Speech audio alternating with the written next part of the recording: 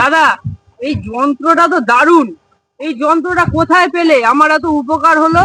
আসো বলছি তাহলে। দেখো এটা আমায় দাও। বলো। এইটা দেখছো? এটা কোনো দোকান বা জায়গা থেকে কিনে আনিনি, মার্কেটে এটা পাওয়া যায় না। এটা আর দেখো এই সাইজের একটা বাঁশ এটা।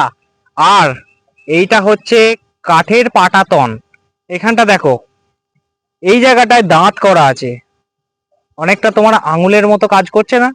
হ্যাঁ, তার সাথে এখানে দেখো আমি এইটার এটাকে দুটো পেরেক নিয়েছি, লোহার পেরেক, পিন বা পেরেক, সেটা দিয়ে এটাকে জয়েন্ট করে দিয়েছি, স্ট্রং হয়ে গেছে। এইবার তুমি এটাকে ধরো, আর দাঁড়ে দাঁড়ে, না কোমরের ব্যাধি, না কোনো সমস্যা, না আঙুলের সমস্যা, না চোখে লাগবে তোমার গাছ।